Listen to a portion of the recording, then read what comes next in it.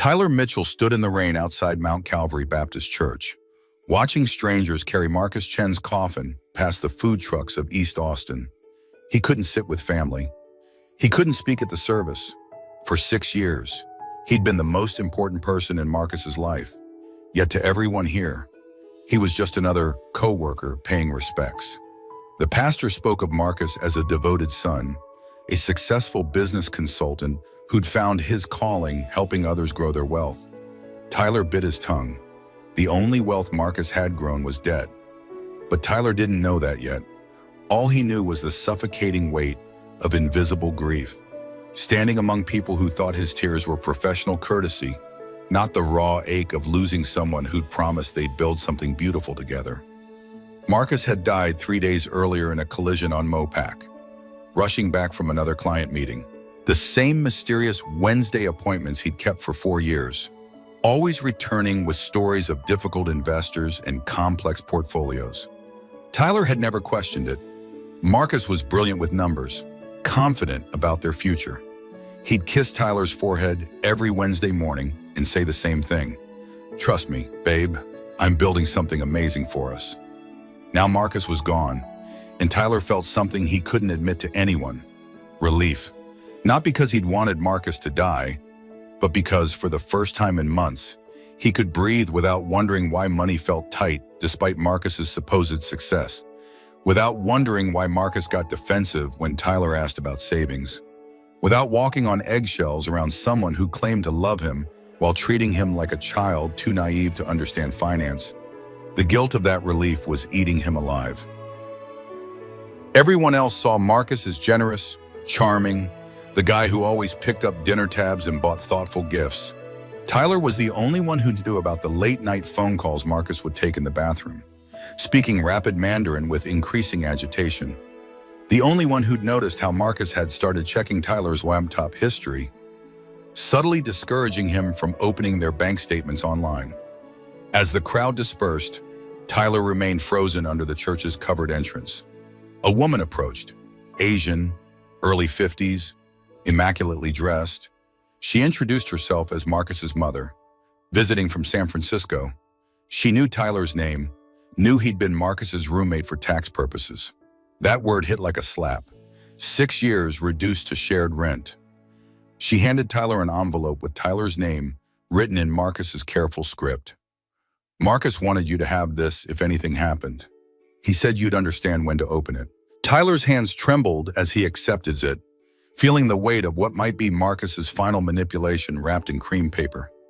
Even in death, Marcus was keeping secrets. That night, Tyler sat in their South Austin apartment, surrounded by Marcus's things: the Peloton they couldn't afford, the expensive bourbon collection, the Dell monitor that cost more than Tyler's monthly salary. Everything Marcus had insisted they needed to project success. But holding that unopened envelope, Tyler wondered if any of it had ever been real. He thought about calling his brother Jake, the only family member who knew about Marcus, but shame held him back. How do you explain that your partner of 6 years felt like a stranger? How do you mourn someone who loved you while erasing your voice from every decision that mattered? The envelope sat on their coffee table, waiting.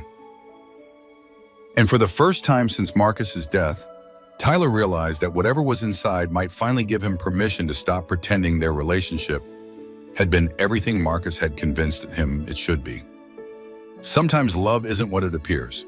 The person who promises to protect your future may be quietly dismantling it, but truth is always the first step toward reclaiming yourself. If this story resonates with you, subscribe to Heart Stories, where every secret revealed becomes someone else's strength. 3 days after the funeral, Tyler finally opened the envelope. His hands shook as he unfolded Marcus's laptop password written on letterhead from a cryptocurrency exchange he'd never heard of. Inside was also a key to a safety deposit box at First National Bank downtown, and a note that made his blood run cold. "Tyler, if you're reading this, I messed up. Check everything. I'm sorry." Tyler's first stop was Marcus's laptop. What he found shattered every assumption about their relationship. Browser history revealed dating apps Tyler had never known existed. Grindr conversations with men Marcus had met while Tyler worked late at Dell Technologies. Photos of a downtown apartment Tyler had never seen. Lease documents showing Marcus had been living a double life for over 2 years. But the financial documents were worse. Marcus had been day trading their savings into oblivion, chasing cryptocurrency schemes that promised easy wealth. Their joint account, which Tyler assumed held their emergency fund, showed a balance of $14.37. 6 years of Tyler's careful saving. Gone. The safety deposit box downtown held more devastating evidence. Marcus had taken out a second mortgage on their South Austin home without Tyler's knowledge, forging signatures on documents that leveraged their relationship against Tyler's tech stock options from Dell. The loan papers showed Marcus had borrowed $180,000, claiming Tyler had agreed to co-sign despite never seeing the documents. Tyler sat in the bank's sterile consultation room, staring at credit card statements for accounts opened in his name. 8 different cards, all maxed out, totaling $67,000 in debt. Marcus had somehow obtained Tyler's social security number, his employee information, even his mother's maiden name. The systematic identity theft had been going on for 3 years, hidden behind Marcus's insistence that he handle all their finances because Tyler was too trusting, too naive, too busy with his engineering projects to understand money. The worst part was the confession letter Marcus had written but never sent. Tyler found it saved in the laptop's drafts folder, dated just 2 weeks before the accident. In careful prose, Marcus detailed how the crypto losses had spiraled out of control, how he'd started gambling on underground poker games in downtown Austin, convinced he could win back what he'd lost, how he'd opened the secret apartment to host high-stakes games, using Tyler's identity to secure credit he could never repay. Marcus wrote about feeling trapped between the truth and Tyler's innocent belief in their shared future. He'd planned to confess everything after one final score, a guaranteed cryptocurrency investment that would erase all their debt and restore the relationship he'd systematically destroyed. But the investment had been another scam, and Marcus was out of options. Tyler called his brother Jake from the bank parking lot, his voice breaking as he explained what he'd found. Jake, a financial lawyer, listened without judgment before dropping his own bombshell. Marcus had contacted him 6 months earlier, asking Jake to invest his children's college fund in a guaranteed real estate venture. Jake had refused, sensing something wasn't right about Marcus's desperation and secrecy. Now Tyler understood why Marcus had become increasingly controlling, why he'd discouraged Tyler from attending LGBTQ+ community events, why he'd gradually isolated Tyler from the Austin tech scene that had once made him feel so at home. Marcus hadn't been protecting their relationship. He'd been protecting his lies. That evening, Tyler's sister Mia called from Dallas. She'd been close to Marcus, considering him the brother she'd never had. When Tyler explained what he'd discovered, Mia's initial reaction was disbelief. Marcus couldn't have done those things. He'd helped her move apartments, remembered her birthday, even offered to lend her money when she was between jobs. Tyler realized that Marcus's offer to help Mia had probably been another manipulation, an attempt to access more funds for his gambling addiction. The depth of Marcus's deception was staggering. He'd created an entire persona as a successful consultant while systematically destroying the financial security of the person who loved him most. Tyler had trusted completely, and that trust had been weaponized against him with surgical precision. But even as Tyler processed the betrayal, he began to recognize the patterns. Marcus's need to control every financial decision, his anger when Tyler suggested couples therapy, his insistence that love meant not questioning, not doubting, not looking too closely at inconsistencies. Tyler had been living with financial abuse disguised as protection, and he'd never realized it until it was too late. Financial abuse often wears the mask of care. When someone isolates you from your own money in the name of love, that's not protection, that's control. And recognizing the difference can save your future. Jennifer Martinez sat across from Tyler in her downtown Austin law office, her expression growing graver with each document he presented. As a specialist in financial abuse cases within LGBTQ+ relationships, she'd seen manipulation before, but Marcus's systematic destruction was particularly thorough. The legal challenge was complex. Texas law regarding financial fraud between unmarried partners was murky, especially when one partner had willingly shared personal information early in the relationship. The banks argued that Tyler had benefited from the fraudulent loans because they'd funded the home he'd lived in, even though he'd never seen the money and never consented to the debt. Jennifer explained the brutal reality. Even if they proved the signatures were forged, even if they demonstrated Tyler had no knowledge of the accounts, the banks might still hold him responsible for debts incurred by his long-term partner. The legal system wasn't designed to recognize the unique vulnerabilities of LGBTQ+ relationships, where secrecy and financial interdependence often masked abuse. Tyler's family dynamics complicated everything further.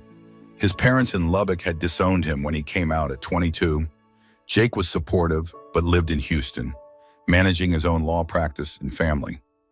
Mia remained in denial about Marcus's betrayal, insisting there had to be another explanation.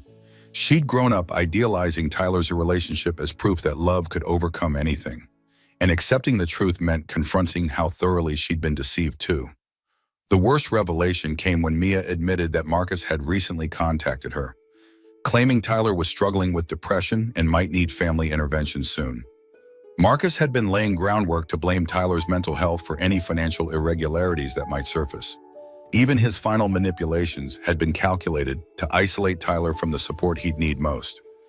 Jake flew down from Houston to attend legal meetings, bringing detailed financial records he'd maintained for his own family. His presence was both comforting and painful for Tyler. Jake represented the stable, honest relationship Tyler had thought he'd had with Marcus. Seeing Jake's transparent partnership with his wife highlighted how abnormal Tyler's relationship had actually been. During one particularly difficult meeting, Jennifer revealed additional evidence she'd uncovered. Marcus had been involved with online gambling sites that weren't legally operating in Texas. His losses extended beyond cryptocurrency into sports betting, online poker, and day trading with borrowed funds. The total debt was approaching $300,000, far more than Tyler had initially discovered. The emotional toll was devastating. Tyler had spent 6 years believing he was building a life with someone who'd been systematically destroying that life from the inside. Every romantic dinner had been paid for with stolen money. Every gift Marcus had given him had been purchased with fraudulent credit. Even their anniversary trips to places like New Orleans and Santa Fe had been financed through Tyler's stolen identity. Tyler struggled with shame that felt uniquely queer. He'd grown up hearing that gay relationships were inherently unstable, inherently deceptive. Part of him wondered if he'd ignored red flags because he was grateful to have any relationship at all after his family's rejection. The internalized homophobia made him question whether he had been naive or whether this was simply what he deserved. Jennifer connected Tyler with Austin's LGBTQ+ Resource Center, where he joined a support group for survivors of intimate partner financial abuse. The group was small but powerful, filled with people who understood the specific vulnerabilities that came with relationships hidden from unsupportive families. The pressure to make love work when the world already doubted your right to it. In group sessions, Tyler learned about the cycle of financial abuse, the isolation, the gradual assumption of financial control, the erosion of the victim's confidence in their own judgment. Marcus had followed the pattern perfectly, using Tyler's trust and love and weapons against his own financial security. The legal battle would take months, maybe years. But for the first time since Marcus's death, Tyler began to understand that what had happened to him wasn't a failure of love. It was a crime, and he was going to fight back. True love builds your autonomy, never destroys it. When someone claims they're protecting you by controlling your access to your own resources, that's not love. That's abuse wearing love's mask. 8 months after Marcus's death, Tyler walked into Travis County Courthouse wearing his best suit, Jake beside him for moral support. The legal battle had consumed nearly a year of his life, but today would determine whether he'd spend the next decade paying for Marcus's crimes or finally break free from them. Jennifer Martinez had done exceptional work building their case. Handwriting experts confirmed the forged signatures. Computer forensics proved Tyler had never accessed the cryptocurrency exchanges or gambling sites. Phone records showed that Marcus had conducted all fraudulent activities during hours when Tyler was documented at work or attending his regular Wednesday evening coding bootcamp sessions. The judge, Honorable Patricia Reeves, listened carefully as Jennifer presented evidence of systematic financial abuse. She'd handled similar cases before, but rarely with such comprehensive documentation of one partner's complete financial manipulation of another. The bank's lawyers argued that Tyler should have known, should have been more vigilant, should have questioned why Marcus was always secretive about money. Jennifer's response was fierce. Tyler Mitchell was not on trial for trusting his partner of 6 years. The defendant banks had failed to verify signatures, failed to confirm joint account access, and failed to follow their own fraud prevention protocols because they'd made assumptions about the nature of Tyler's relationship with Marcus. The breakthrough moment came when Jake testified about Marcus's increasingly desperate attempts to involve him in financial schemes. Jake described Marcus's pressure tactics, his insistence that Tyler wouldn't understand complex investments, and his anger when Jake refused to invest his children's college funds in Marcus's guaranteed opportunities. But the most powerful testimony came from Tyler himself. He spoke quietly about growing up in Lubbock, about learning to hide essential parts of himself to avoid rejection, about moving to Austin and thinking he'd found safety, community, and love, about the gradual erosion of his financial autonomy disguised as care and protection. Tyler described the specific techniques Marcus had used, insisting on handling all bills because Tyler was too busy with work, gradually taking over access to accounts under the guise of convenience, creating elaborate stories about investment strategies that Tyler was too naive to understand, using Tyler's history of family rejection to reinforce his dependence on Marcus for emotional and financial security. The courtroom was silent as Tyler explained how Marcus had weaponized Tyler's trust, turning his openness and honesty into vulnerabilities to exploit. The judge asked pointed questions about Tyler's knowledge of their financial situation, and Tyler's answers were devastating in their simplicity. He'd trusted completely and asked few questions and accepted Marcus's explanations because he'd believed that love meant not doubting your partner's commitment to your shared future. Judge Reeves ruled decisively. The forged signatures invalidated all loans and credit accounts opened without Tyler's knowledge. The second mortgage was void, the credit card debt was discharged, and the banks were ordered to restore Tyler's credit rating to its pre-fraud status. More importantly, she ordered the banks to implement stronger verification procedures to prevent similar identity theft in the future. Outside the courthouse, Tyler felt a complex mix of relief and grief. He'd won the legal battle, but the emotional cost had been enormous. 6 years of his life had been built on lies, manipulation, and systematic financial abuse. The victory felt hollow because what he'd really wanted was to understand how someone who claimed to love him could have destroyed him so thoroughly. Jake suggested they celebrate at their favorite barbecue spot on Barton Springs Road, but Tyler wasn't ready for celebration yet. Instead, they walked around Lady Bird Lake, talking about what came next. Tyler's credit was restored, his debt was erased, but he was starting over at 29 with no savings, no shared assets, and no idea how to trust anyone again. Jennifer had connected Tyler with Quinn Rodriguez, who ran a renewable energy startup focused on converting Texas oil infrastructure to sustainable alternatives. Quinn had her own experience with financial abuse from an ex-wife who'd hidden gambling debts behind elaborate lies about business investments. She understood the specific challenge of rebuilding financial independence after systematic exploitation. Quinn offered Tyler a position as a senior software engineer, working on grid management systems for solar and wind installations across Central Texas.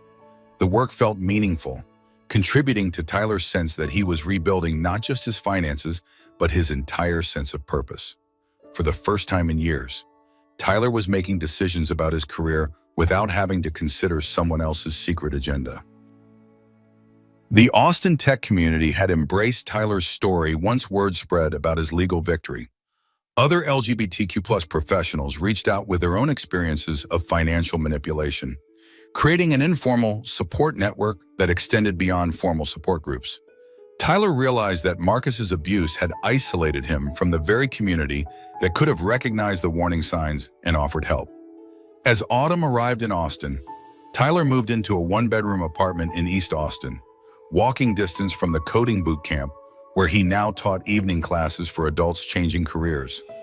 Every financial decision was his alone, every dollar accounted for, every investment transparent and carefully considered. The apartment was small, but entirely his own. No expensive exercise equipment he couldn't afford, no bourbon collection to impress visitors he didn't want, just books, a decent computer, basic furniture, and the profound peace of knowing exactly where he stood financially at any moment. Tyler had learned to trust himself again, but more importantly, he'd learned to recognize what real love actually looked like. It wasn't secretive or controlling. It didn't require blind faith or willful ignorance. Real love was transparent, respectful, and committed to building both partners' autonomy rather than destroying it. Recovery from financial abuse isn't just about money. It's about rebuilding your ability to trust your own judgment, to recognize red flags, and to understand that love and control are opposites, not synonyms. 2 years after Marcus's death, Tyler stood before a packed auditorium at South by Southwest, delivering the keynote address for the conference's first ever panel on financial security and LGBTQ+ relationships. The irony wasn't lost on him. Marcus had always dreamed of speaking at SXSW, but his story would have been about fictional business success. Tyler was telling the truth about survival. The audience was diverse: tech workers, advocates, legal professionals, and survivors of various forms of financial abuse. Tyler spoke without notes, his voice steady as he described the journey from devastation to empowerment. He didn't glorify his experience or minimize the trauma, but he emphasized the possibility of rebuilding when the right support systems exist. After the speech, a young man approached Tyler, introducing himself as Alex Thompson, a veterinarian who'd moved to Austin from rural East Texas. Alex had lost everything to a partner who'd used his military benefits to secure loans for a business that existed only on paper.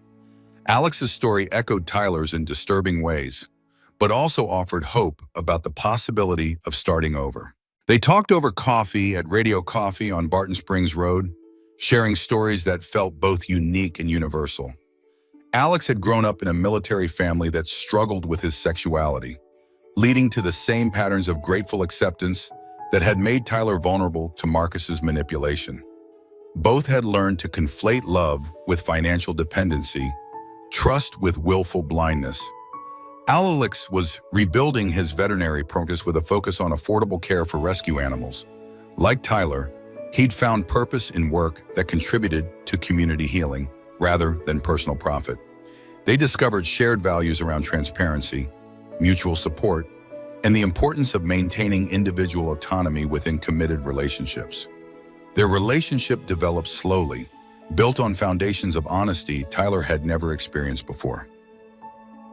Alex shared his financial statements openly, explained his business decisions, and encouraged Tyler to maintain separate accounts alongside their shared expenses. They attended financial planning sessions together, not because either couldn't manage money alone, but because transparency felt like an act of love. Tyler's work with Quinn Rodriguez had evolved into a leadership role, managing a team developing smart grid technology for Texas's renewable energy transition. The technical challenges were complex, but Tyler thrived in an environment where collaboration meant actual partnership rather than hidden agendas. Quinn had become both mentor and friend, someone who understood the specific challenges of rebuilding professional confidence after intimate betrayal. The Austin LGBTQ+ Financial Security Network had grown from Tyler's support group into a formal organization serving Central Texas. Tyler served on the board, helping develop educational workshops and emergency assistance programs. The network had prevented dozens of cases of financial abuse by teaching people to recognize warning signs Tyler wished he'd understood 6 years earlier. Mia had eventually apologized for her initial refusal to believe Tyler's discoveries about Marcus. She'd needed time to process her own sense of betrayal, her own guilt about missing signs that seemed obvious in retrospect. Their relationship was stronger now, built on honesty rather than the careful fiction they'd maintained to protect Tyler's relationship with Marcus. Jake remained Tyler's closest family ally, but Tyler had also reconnected with his parents in Lubbock.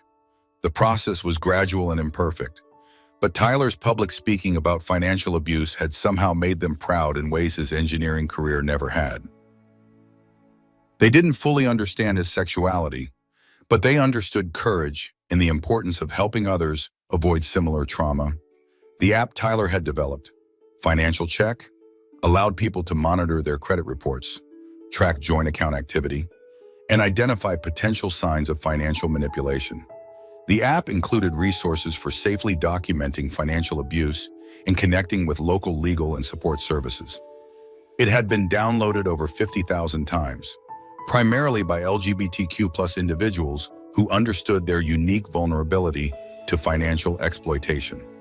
On a warm spring evening, Tyler and Alex sat on the deck of their shared home in South Austin, watching the sunset over the Greenbelt. They'd bought the house together after 18 months of dating, with both names on the deed and complete transparency about every financial decision. The house was modest but beautiful, filled with Alex's rescued cats and Tyler's growing collection of books about sustainable technology. Tyler still thought about Marcus sometimes, but the pain had transformed into something else. Not forgiveness exactly, but understanding that Marcus's actions had revealed something essential about the difference between love and possession, between partnership and control. Marcus had tried to own Tyler's future, but he'd ultimately given Tyler the tools to build something better. The evening air carried the sound of live music from a nearby venue, the kind of authentic Austin experience Tyler had missed during his years of isolation. Alex reached for Tyler's hand, a simple gesture that represented everything Tyler had learned to value: transparency, respect, shared decision-making, and the profound security that comes from being loved for who you truly are rather than who someone wants you to become. Tyler's phone buzzed with a message from someone who'd attended his SXSW talk, thanking him for the courage to share his story. The message included a photo of a credit report being reviewed for the first time in 3 years, someone taking back control of their financial life. Tyler smiled, remembering how impossible this kind of happiness had seemed during those dark months after Marcus's death. As the stars emerged over Austin, Tyler realized that Marcus had been right about one thing. They had built something amazing together. Just not what Marcus had intended. Tyler had built a life based on authentic love, financial transparency, and the kind of community support that makes genuine partnership possible. He'd built a future worthy of the trust he was finally ready to give and receive. Love doesn't require you to surrender your autonomy. Real partnership enhances both people's strength and independence. And sometimes the most devastating betrayal can teach you what genuine love actually looks like. Trust your instincts, maintain your independence, and remember that healthy love always builds you up rather than breaking you down. Have you ever ignored warning signs in a relationship because you were afraid of losing love? Your story matters too, and sharing it might help someone else recognize the difference between love and control.